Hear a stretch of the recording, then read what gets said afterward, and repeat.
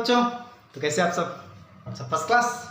तो चलिए आज क्लास 9 फिजिक्स का चैप्टर फर्स्ट मोशन में शुरू करने वाले हैं नया टॉपिक, डिस्टेंस और डिस्प्लेसमेंट। तो इससे पहले जो वीडियो लेक्चर हमारा है उसमें केवल बेसिक चीज़ें जानकारी दी गई। यूनिट क्या होता है, फंडामेंटल यूनिट क्या होता है, स्केलर वेक्टर क्वांटिटी क्या होती है, इसे बताया गया। ठीक है, तो आज हमारा मेन टॉपिक शुरू करने जा रहे हैं डिस्टेंस एंड डिस्प्लेसमेंट। आपकी बुकों में यही शुरू किया गया है, तो एक्स्ट्रा चीजें आपको बेसिक जानकारी रखनी चाहिए, इसलिए बताया था हमने। तो चलिए शुरू करते हैं डिस्टेंस एंड डिस्प्लेसमेंट। देखिए दोनों चीजें अगर नाम भाषा में समझें तो बहुत सिंपल है। डिस्टेंस क्या होता है कि अगर अपने घर से आप निकले, कहीं भी निकले, तो आपने जितना रास्ता तय किया, जितना भी रास्ता तय किया, उस सारे रास्ते की जो लेंथ होगी उसको मेजर करेंगे तो क्या देगा, हमारा डिस्टेंस देगा। क्लियर? और डिस्प्लेसमेंट बहुत सिंपल सुनाते हैं। जब आप घर से निकले तो घूम घाम के जहां पहुंचे, फिर वहां से घर की डिस्टेंस देख लीजिए, वही क्या है, हमारा डिस्प्लेसमेंट। उसी चीज को खूब अच्छे से डिफाइन किया गया है। Distance is the length of actual path travelled by any body. कि अगर आपकी बॉडी, हाँ समझिए, अगर आपकी बॉडी यहां से चलना शुरू की, ठीक है, यहां चलना, ए से चलना शुरू किया, घूम घाम के कहां तक पहुंची, इस पॉइंट बी तक पहुंच गई, तो ये जो रास्ते की पूरी लंबाई होगी, लेंथ, वो क्या हमारा होगा, डिस्टेंस होगा। लेकिन डिस्प्लेसमेंट क्या है? It is shortest distance between the initial and final position of moving body. मतलब बॉडी कहां से चला था और कहां पर पहुंचा है। तो ये था आपका इनिशियल पॉइंट और ये फाइनल पॉइंट। इसके बीच के शॉर्टेस्ट डिस्टेंस क्या होगा, हमारा डिस्प्लेसमेंट होगा। बात समझा? बहुत सिंपल समझाया मैंने कि अगर आपने पूरे रास्ते को तय किया तो सारा क्या हमारा डिस्टेंस है, और आप कहीं रुक गए तो वहां से जहां शुरू किए थे उसके बीच की दूरी क्या होगी, डिस्प्लेसमेंट होगी। ठीक है, चलिए इसके बाद थोड़ा सा और स्टडी करते हैं। भाई ये है क्या चीज, क्या समझिए। तो पहली पॉइंट, डिस्टेंस की जो यूनिट है या फिर जो क्वांटिटी है, कौन सी क्वांटिटी है, स्केलर क्वांटिटी है। क्या है भाई, स्केलर क्वांटिटी। अब ये मत पूछना सर स्केलर क्वांटिटी क्या होती है, अगर आपको पूछना है पिछले वीडियो लेक्चर आप देख सकते हैं। तो ऐसी क्वांटिटी जिसके लिए डायरेक्शन की जरूरत ना पड़े। कहा जाए आप घर से निकल जाओ, घर से आप निकल जाओ, तो घर के निकल के घूम रहे हैं चारों तरफ, तो ये इसकी डायरेक्शन नहीं दी गई, इसलिए कौन सी क्वांटिटी, स्केलर क्वांटिटी। दूसरी चीज इसकी यूनिट क्या होगा, यूनिट ऑफ डिस्टेंस। ध्यान समझिए, अभी मैंने कहा distance is the length of actual path. Length, तो लेंथ किसको मेजर करते हैं, मीटर में। ध्यान रखना, लेंथ किसको मेजर करते हैं, मीटर में। फंडामेंटल क्वांटिटी में 7 क्वांटिटी बताया था, 7 तो जरूरी है, आपको याद होना चाहिए। कभी कभी ऑब्जेक्टिव में डायरेक्ट पूछता है वो सारी चीजें। तो यूनिट ऑफ डिस्टेंस क्या है, मीटर क्या भाई, मीटर है, स्मॉल किया। क्लियर? चलो भैया तो समझ में आ गया। आगे समझते हैं डिस्प्लेसमेंट। समझ में आ गया डिफिनेशन। आपकी बॉडी जहां शुरू हुई और जहां तक रुकी, वहां के बीच की शॉर्टेस्ट डिस्टेंस क्या हो जाएगी, हमारी डिस्प्लेसमेंट हो जाएगा। क्लियर? तो ये कौन सी क्वांटिटी है, पॉइंट याद करेंगे भाई, वेक्टर क्वांटिटी है। कौन सी क्वांटिटी है, वेक्टर क्वांटिटी। क्यों? क्योंकि यहां पर डायरेक्शन होगा, किस डायरेक्शन में आप जा रहे हैं घर से, ताकि उनको पता हो कि वहां से उसकी लेंथ कितनी होगी, शॉर्टेस्ट डिस्टेंस कितनी होगी। और साथ ही साथ यूनिट सेम होता है भाई, यूनिट ऑफ डिस्प्लेसमेंट क्या होता है, इज मीटर। दोनों का सेम होता है, ये भी क्या होता है, मीटर ही होता है। तो एक डायग्राम द्वारा समझा देते हैं, बहुत सिंपल। ये हमारा पाथ ही रहा, ये पाथ बी रहा, यहां से चलना शुरू किए, यहां से पहुंचे। तो ये पाथ ए से बी क्या है, हमारा डिस्टेंस है। ध्यान समझो, डिस्टेंस है। ठीक है, अब यहां से चल रहे हैं सीधे हम बी पर, पाथ बी क्या है, डिस्टेंस। ध्यान रखना, रास्ते बदल रहे हैं लेकिन पहुंच कहां रहे हैं, बी तक ही। रास्ते बदल रहे हैं कि पहुंच कहां रहे हैं, केवल बी पर। ए से चलना शुरू किए, बी पहुंच गए, ए से चलना शुरू किए, बी पहुंच गए। और एक रास्ता और अपनाया मैंने, ये वाला रास्ता उधर, ए से चलना शुरू किए, बी पहुंच गए। ध्यान समझिए, ये तीनों रास्ते क्या है, आपके डिस्टेंस हैं, क्योंकि हमने अलग अलग रास्ता अपनाया ए से बी तक पहुंचने के लिए, इसलिए तीनों क्या है, डिस्टेंस है। फिर दोहराओ बात हमारी, अलग अलग रास्ता अपनाया इसलिए तीनों क्या है, हमारी डिस्टेंस है। तो ये भी डिस्टेंस है, ये भी डिस्टेंस है, और ये भी डिस्टेंस है। बात समझ आ गया? कोई दिक्कत नहीं। लेकिन लेकिन लेकिन इन तीनों रास्तों में अगर आपको डिस्प्लेसमेंट पूछा जाए तो केवल क्या है, ए से बी तक रास्ता सेकेंड वाला, क्योंकि शॉर्टेस्ट डिस्टेंस केवल यही है, इसलिए क्या कहलाएगा, डिस्प्लेसमेंट। ये क्या कहलाएगा, डिस्प्लेसमेंट। ठीक है, तो इसका मतलब ये साफ समझा रहा है कि डिस्टेंस हमेशा देख रहे हो बड़ा होगा या डिस्प्लेसमेंट के इक्वल भी हो सकता है।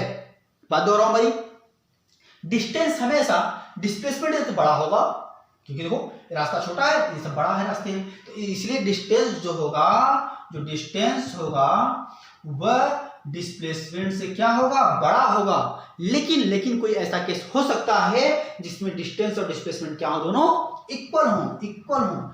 ये केस आपको याद रखना है। ये पॉइंट है कि डिस्टेंस हमेशा डिस्प्लेसमेंट बड़ा हो सकता है, लेकिन उसके बराबर भी हो सकता है। क्लियर? चलो अब यहां आ जाते हैं तीसरी पॉइंट ये है भाई साहब कि डिस्टेंस को रिप्रेजेंट कैसे करेंगे। तो it is represented as only D, केवल डी से रिप्रेजेंट करते हैं। लेकिन अगर हम डिस्प्लेसमेंट को रिप्रेजेंट करें, रिप्रेजेंटेड बाय डी नहीं, डी के ऊपर एरो लगाते हैं। क्या लगाते हैं, एरो लगाते हैं, डायरेक्शन देते हैं, इसे बोलते हैं डायरेक्शन देना। डिस्टेंस को डायरेक्शन देना क्या कहलाएगा, डिस्प्लेसमेंट हो जाएगा। तो डिस्टेंस केवल डी होता है, लेकिन अगर हमें डिस्प्लेसमेंट को रिप्रेजेंट करना है तो डी के ऊपर एरो लगाना पड़ेगा, डायरेक्शन देना पड़ेगा। क्लियर? तो बहुत बेसिक चीज भाई, हमको समझ में आ गया। इस पर दो चार को क्वेश्चन कर लेते हैं, जैसे वीडियो को पॉज करो, नोट करो पहले। तो चलिए शुरू करते हैं डिस्टेंस और डिस्प्लेसमेंट का कुछ न्यूमेरिकल। पहला क्वेश्चन है हमारा, ध्यान समझना। हमारे पास कह रहा है कि भाई साहब हम एक सर्कल पर क्या कर रहे हैं, ट्रेवल कर रहे हैं, जिसकी रेडियस है भाई साहब कितनी, आर। जिसकी रेडियस क्या है, आर है, जिसकी रेडियस आर है। हम पॉइंट ए से शुरू किए, पॉइंट ए से चलना शुरू किए, चल रहे हैं, वापिस से कहां पहुंच गए, ए पर। तो बी पॉइंट भी कहां है, वही जहां से शुरू किए थे। तो पूछ रहा है कि फाइंड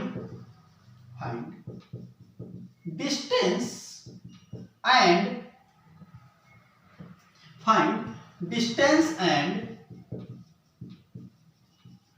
डिस्प्लेसमेंट बिटवीन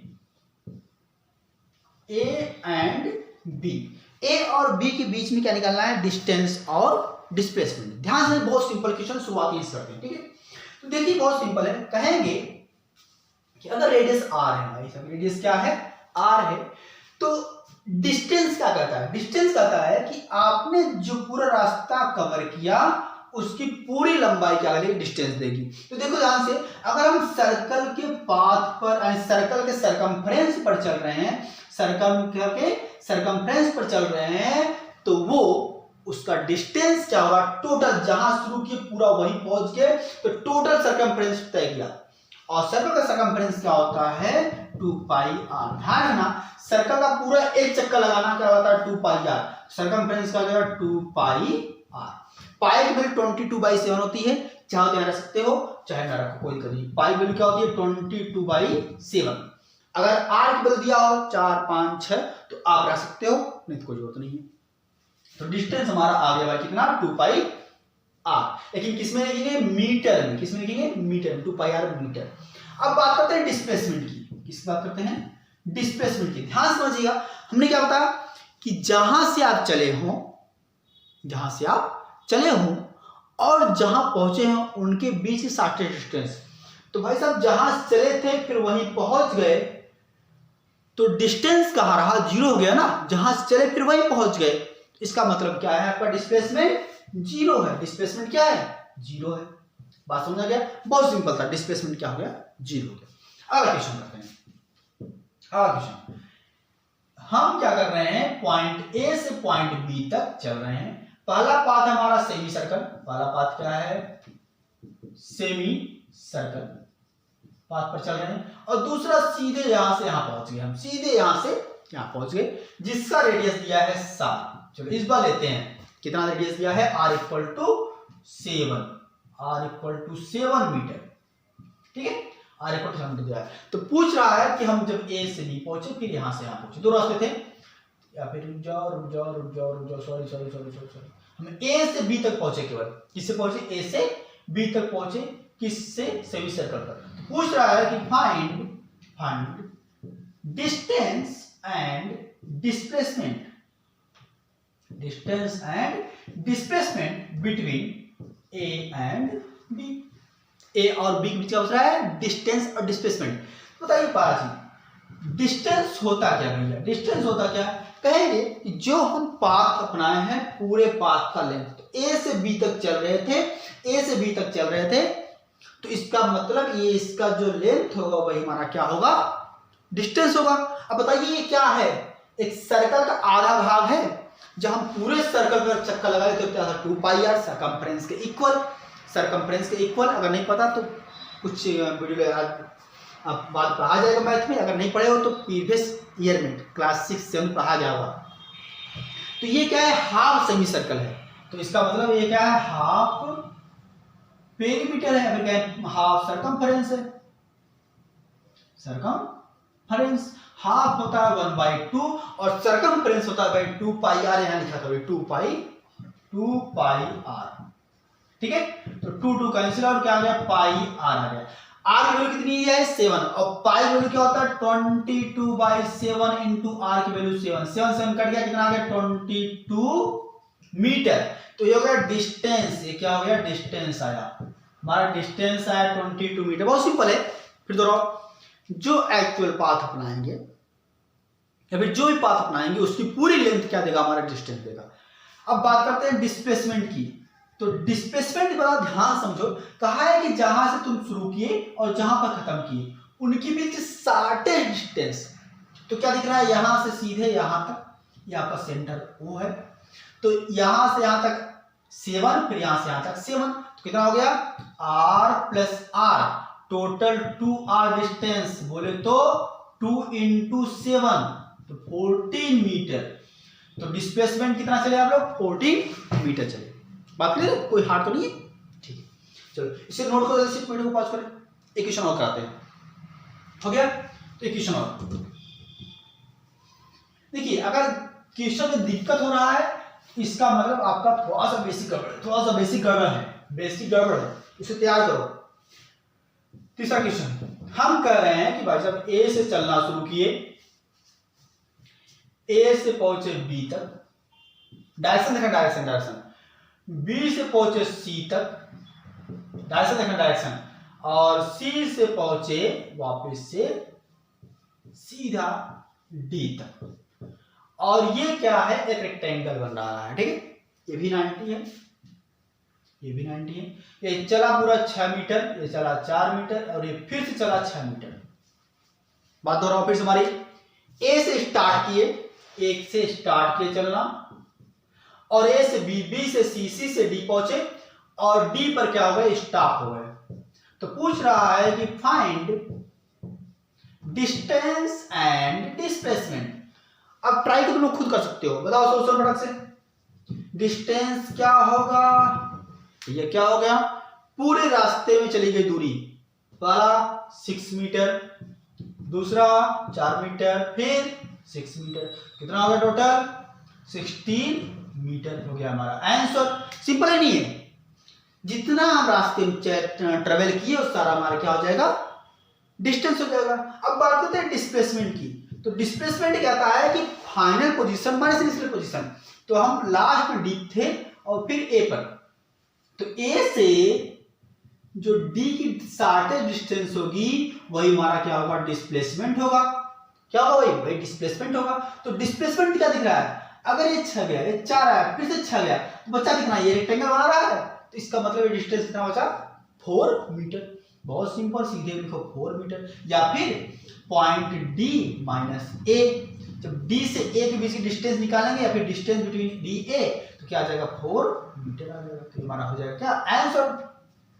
एक और ट्राई करते हैं, ठीक है, एक और क्वेश्चन 4। हम ए से स्टार्ट किए चलना, सीधे गए बी तक, कितना मीटर, 10 मीटर, कोई टेंशन नहीं, सीधे गए बी तक, और फिर उसी रास्ते से हम सी पॉइंट तक आए कितना मीटर, 6 मीटर। कितना मीटर भाई, 6 मीटर। और कुछ ले लो, चलो 7 मीटर कर देते हैं। कितना मीटर गए, 7 नहीं, चलो 6 लेते हैं, 6 मीटर। ठीक है, तो पूछ रहा है कि फाइंड डिस्टेंस और डिस्प्लेसमेंट। तो बताओ डिस्टेंस क्या होगा, डिस्टेंस जितना हम ट्रेवल किए, ये आपका यहाँ पर स्टॉप हुए, हम सी पॉइंट पर स्टॉप हुए, तो ए से बी 6, बी से सी, सॉरी ए से बी 10, बी से सी 6, कितना हो गया 10 + 6 दैट इज 16 मीटर। और अगर डिस्प्लेसमेंट पूछे तो शॉर्टेस्ट डिस्टेंस फाइनल सी है, इनिशियल ए है, कितना बचा बताओ जरा। अगर पूरा 10 है, 10 है, तो 6 निकल गया बचा 4 मीटर। सही है नहीं, सही है, सही है ना। चलो ठीक, तो ये था हमारा डिस्प्लेसमेंट और डिस्टेंस। जल्दी से इसको नोट करो, फिर शुरू करें हमारा टॉपिक। चलिए अब शुरू करते हैं चैप्टर से। क्या था, मोशन।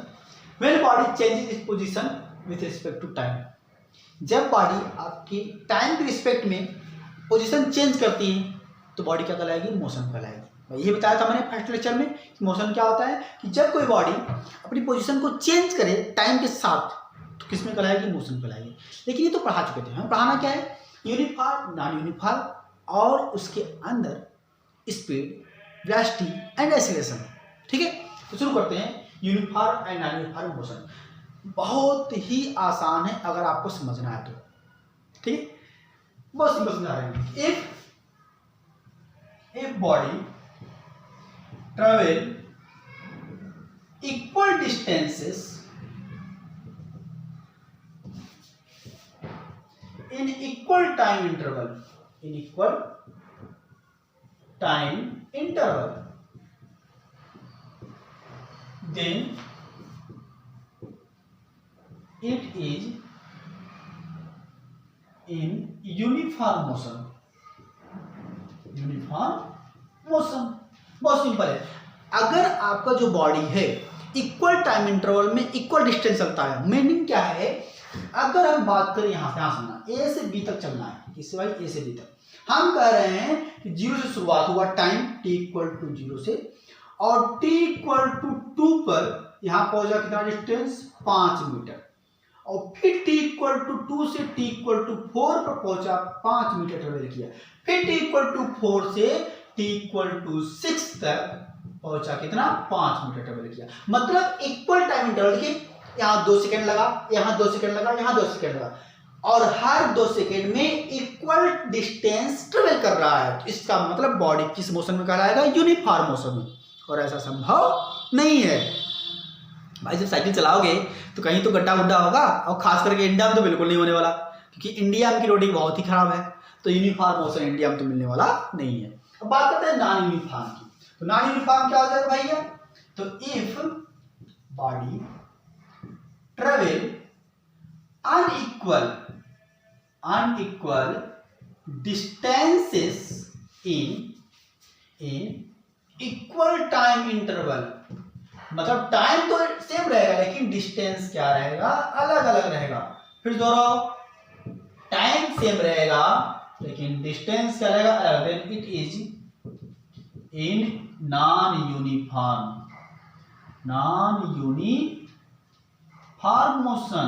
तो किसमें कहलाएगा, नॉन यूनिफॉर्म मोशन में। इसका देखो, अगर मान लो हम ए से बी चल रहे हैं, पहुंच रहे भाई, चलो ठीक है भैया पहुंच गए, t = 0 शुरू किया, t = 2 पर यहां तक शुरुआत की, बॉडी जोश था, चले हम कितना मीटर, 10 मीटर। तब तक रास्ता खराब हो गया, अगले 2 सेकंड के लिए रास्ता क्या हो गया, खराब हो गया। तो वहां हम कुछ चले ही नहीं, बस गाड़ी हमारी खड़ी रही धीरे धीरे, ठीक है, धीरे खड़ी रही। और फिर t = 2 से t = 6 तक पहुंचने में फिर कुछ रास्ता सही था, तो कितना चले, 6 मीटर। तो इक्वल टाइम इंटरवल में हम अनइक्वल डिस्टेंस से चल रहे हो तो बॉडी किसमें कहलाएगी, नॉन यूनिफॉर्म मोशन में। ठीक है, बहुत सिंपल है चीजें, तो इसे नोट करो। अब शुरू करते हैं स्पीड, वेलोसिटी। क्लियर, तो इसे जल्दी से नोट करो। शुरुआत करते हैं स्पीड की।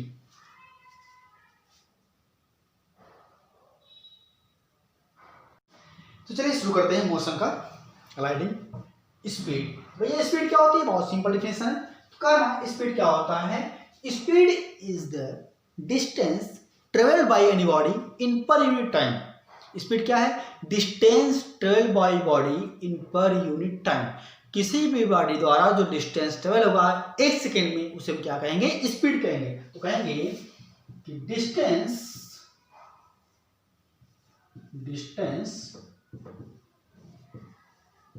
Travelled by any body in per unit time. तो एक आप ये बोल सकते हो distance travelled by body in per unit time. Distance per unit time क्या होगा? स्पीड कहलाएगा। तो अगर हम बात करें स्पीड की, तो भैया स्पीड से डिफिनेशन से पता चल रहा है कि डिस्टेंस अपॉन क्या होगा? टाइम होगा। फिर दोहराओ कि अगर हम टाइम को 1 कर दें, टाइम को क्या कर दें? 1 पर यूनिट टाइम मतलब 1। अगर टाइम को 1 कर देते हैं तो डिस्टेंस क्या कहलाएगा? हमारी स्पीड कहलाएगा। तो 1 सेकेंड में जितना डिस्टेंस हम ट्रेवल करेंगे वही क्या कहलाएगी? हमारी उसकी स्पीड कहलाएगी। कितना तेज आप भाग रहे हो, कितना तेज रुक रहे हो, वो क्या है? स्पीड है। ये क्या है? डिस्टेंस। 1 सेकेंड में आपने कितना ट्रेवल किया, वही हमारी क्या है? स्पीड है। तो अगर आप स्पीड की बात करें भैया, v इक्वल टू क्या आएगा? Distance upon time. ध्यान रहे यहाँ पर वेक्टर यानी डायरेक्शन ही लगाया, तो इसका मतलब क्या है? कौन सी क्वांटिटी है ये? कौन सी क्वांटिटी है ये? Scalar quantity.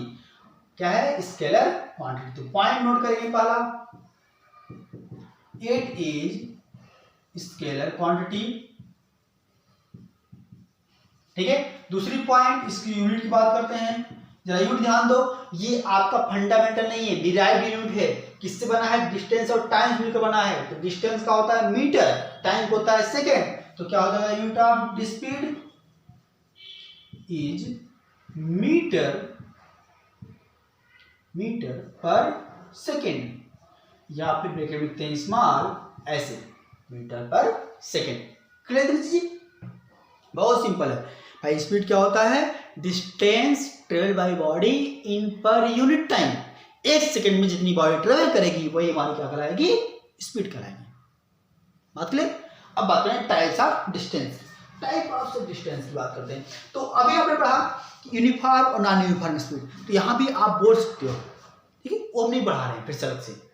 तो जो सबसे इंपॉर्टेंट है वो पढ़ा रहे हैं, एवरेज स्पीड और इंस्टेंटेनियस स्पीड। तो यही पड़ेगा भाई अगला एवरेज स्पीड। तो टाइप्स ऑफ स्पीड में अगला हेडिंग डालो, वो मिटा दिया। आपने नोट किया नहीं किया? नोट किया ना?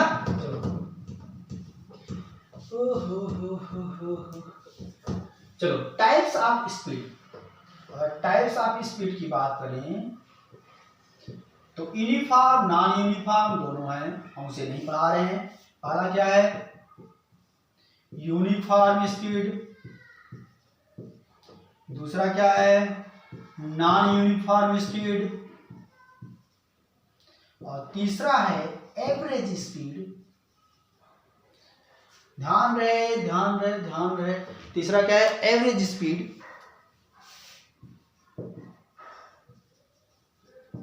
स्पीड। और अगला है instantaneous speed.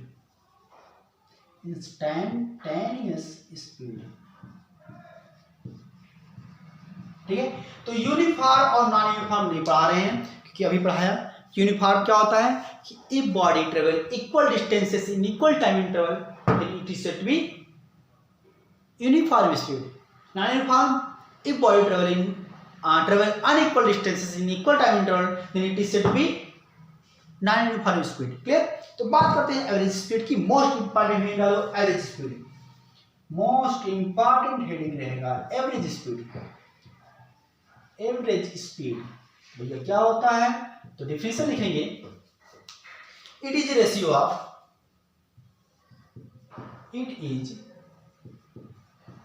Of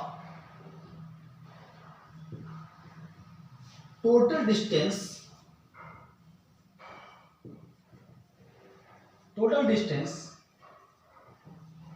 travelled by body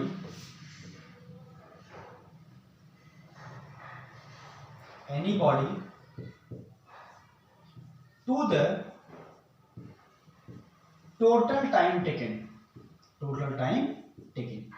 इसका मतलब अगर डिफिनेशन समझे तो कह रहा है कि जितना डिस्टेंस आप ट्रेवल किए हैं जितना भी डिस्टेंस ट्रेवल किए हैं और जितने टाइम में ट्रेवल किए हैं उनका जो रेशियो होगा वही क्या होगा, हमारा एवरेज स्पीड होगा। तो अगर डेफिनेशन समझें कि फार्मूला क्या बनेगा, तो भी एवरेज फार्मूला बनेगा total distance upon total time. Total time अगर हम कहें कि हमारे पास डिस्टेंस क्या है, d1 d2 d3 बहुत सारे जितने हो सकते हैं तो उन सबको ऐड कर लो और अपॉन जितने टाइम लगे उन सबको ऐड कर लो, उनका डिवाइड कर देंगे तो हमारा क्या आ जाएगा भाई, v एवरेज आ जाएगा। फिर दोहराओ कि total distance travelled by any body in total time interval, जितना टाइम लगा तो क्या हो जाएगा हमारा टोटल टाइम टेकन, तो क्या हो जाएगा हमारा v एवरेज स्पीड हो जाएगा। बात क्लियर है? फिर दोहराओ जरा, अगर हमारी बॉडी बहुत ढेर सारे डिस्टेंस को ट्रेवल कर रहा है, मतलब कि अलग अलग टाइम में कुछ यहाँ गया कम गया, फिर कुछ ज़्यादा गया कुछ कम गया, मतलब टाइम में डिस्टेंसेस क्या हों अलग अलग हों, तो हम बता नहीं पाएंगे कि हम यहाँ घर से कहीं पर आओ किस स्पीड से गए। जैसे आपसे कहा जाए आप घर से यहाँ गए, आपसे पूछा जाए आपकी बाइक की स्पीड क्या थी, तो आप कहोगे 30 थी 40 थी, कुछ जगह 30 थी, कुछ जगह 20 थी, कुछ जगह 40 था, तो तुम बता नहीं पाओगे। तो इसीलिए हम क्या निकालते हैं, एवरेज निकालते हैं कि एवरेज स्पीड क्या रहा आपकी बाइक की, आपकी गाड़ी की, आपकी कार की, साइकिल की एवरेज स्पीड क्या रही। तो उसे कैसे निकालते हैं, total distance upon total time से निकालते हैं। बात क्लियर है? इसमें कुछ पॉइंट्स है, पहले इसको नोट करो फिर समझाते हैं। तो चलिए हम पढ़ रहे थे एवरेज स्पीड के बारे में। तो एवरेज स्पीड क्या था भाई साहब, d1 plus d2 plus d3 plus d3, total distance जितने हो और टोटल टाइम जितना लगा उन सब का डिवाइड करके करें तो क्या आ जाएगा, भी एवरेज आएगा। तो लाइट कट गई, तो आज का लेक्चर भी जल्दी खत्म करते हैं। तो अगर एक स्पेशल केस है हमारे पास कि if body travel equal distances in different velocity, अगर बॉडी इक्वल डिस्टेंस ट्रेवल करे डिफरेंट वेलोसिटी से, मान लो हमारे पास A से B जा रहे हैं किस वेलोसिटी से, V1 से, और फिर B से A तक आ रहे हैं V2 से। जरा बताओ A से B और B से A तक आने में डिस्टेंस क्या हो रहा है, इक्वल हो रहा है नहीं हो रहा है, डिस्टेंस क्या हो रहा है, इक्वल हो रहा है, और वेलोसिटी क्या है, डिफरेंट है, V1 से गया V2 से आया। तो उस केस में V एवरेज का फॉर्मूला लिखो 2V1 V2 divide by V1 plus V2। ध्यान रहे फॉर्मूला में गलती नहीं होनी चाहिए। क्या बताया मैंने कि जब equal distances in different velocity तय करे तब, समझा क्या फॉर्मूला लगा, 2V1 V2 पान V1 प्लस V2। लाइट भी चली गई है। तो आज के लेक्चर बस इतना ही। इसके बाद पढ़ेंगे हम लोग इंस्टैंटेनियस स्पीड और वेलोसिटी और एक्सेलरेशन। ठीक है, आज का बस इतना ही, यहाँ तक नोट कर लो, इस पर क्वेश्चन बतला रहेंगे। ठीक है, थैंक यू।